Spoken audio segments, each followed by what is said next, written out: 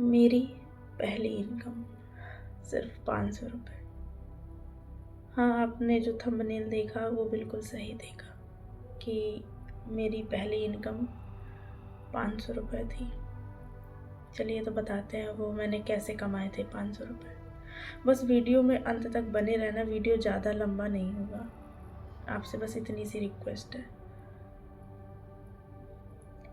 और जब मैंने वो 500 रुपये कमाए थे ना, तो मुझे तो ऐसे लग रहा था जैसे मैंने पूरी दुनिया ही जीत ली। अभी मैं बैठे पढ़ रही थी तो मुझे लगा कि दिमाग में कनेक्ट हो गई वो बात, क्योंकि पुराना सब कुछ जब याद आता है ना तभी पढ़ाई के बारे में और मन लगता है। और वो 500 रुपये मेरे अपने मैंने नहीं, वो मेरी अपनी एक पहचान थी।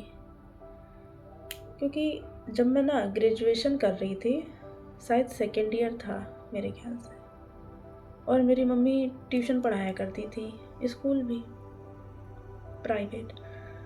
तो मैं मम्मी को बोलती थी कि मैं भी पढ़ाऊँगी। तो मम्मी बोली तो पढ़ने जाती है, फिर टाइम कैसे मिलेगा पढ़ाने के लिए।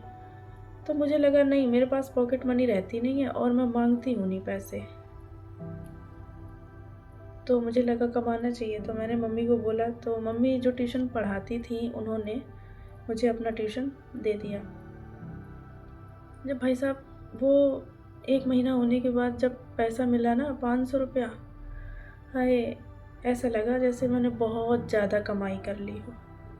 बट वो मेरे लिए पैसे ही नहीं थे, वो मेरे लिए एक पहचान बन गई थी। पहचान कैसे, और वह पहचान मिली भी कैसे? कहते ना, माँ तो जन्म देती है, लेकिन माँ जन्म नहीं देती, पता नहीं वो जीवन भर अपने बच्चों के लिए कितना त्याग करती है, सब कुछ। तो मेरी मम्मी की वजह से मुझे एक पहचान मिली। लोग कहने लग गए, मैडम जी अब तो आपकी बिटिया पढ़ाती है, वो भी टीचर बन गई। तो ऐसे वहाँ से मेरा सफ़र हुआ कि मैं प्राइवेट पढ़ाना मैंने शुरू कर दिया। धीरे धीरे टाइम ऐसे ही गुजरता गया। तो मेरा मन, पता है क्यों आज थोड़ा सा इमोशनल हो गया था? मैं सोच रही थी कि इतना लंबा समय हो गया, मम्मी हम लोगों के लिए सब कुछ कर रही हैं। फिर एक समय के बाद जब बच्चे बड़े हो जाते हैं तो बच्चों को कुछ करना चाहिए ना अपने माँ बाप के लिए। और मेरी माँ ने तो बहुत कुछ किया है। देखो, मैं थोड़ा इमोशनल हो रही हूँ, मैं जानबूझ के नहीं हो रही। मैं जब भी अपनी मम्मी की बात करती हूँ तो इमोशनल हो जाती हूँ। पता है, मम्मी से जब भी जो भी मांगा वो सब उन्होंने दिलाया, जितना वो दिला सकती थी।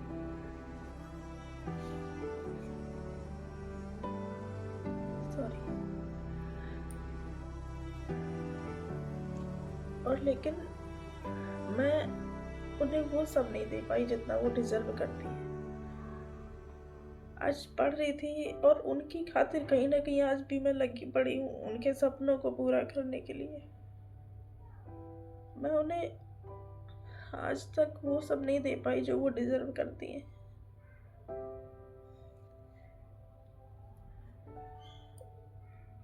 मन में आया था यही सब, तो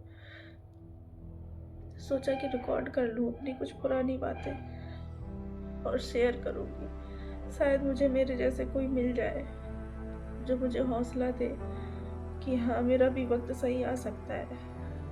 और लोग भी हैं जो ज़िंदगी से लड़ रहे हैं, अपनों के लिए लड़ रहे हैं। और पता है, उनमें से कुछ मेरे अपने ऐसे भी हैं जिन्होंने एक बात कही थी, तो चाहे जितना पढ़ ले तो कुछ नहीं कर सकते।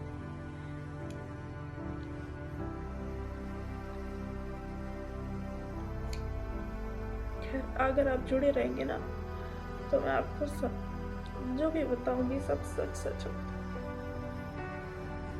और अगर आप भी अपनों के लिए अपने खातिर लड़ रहे हैं ना जीवन से, तो आप अकेले नहीं हैं। हम जैसे बहुत सारे लोग हैं जो लड़ रहे हैं। तो बस इस लड़ाई में हम साथ मिलकर एक दूसरे का साथ देंगे। और ना, अगर इमोशनल हो गई थोड़ी, सॉरी। बस एक ही सपना है कि अब तो मम्मी बूढ़ी हो चली और रो रही है, कि एक सही समय पे उनके लिए कुछ कर पाऊँ। तो बस आप लोगों का भी साथ सपोर्ट चाहिए। आप लोग अगर बहुत अपनी कहानी से रिलेट कर पाओ तो प्लीज़ चैनल को सब्सक्राइब करना और अपनी माँ के खातिर एक कमेंट ज़रूर करना।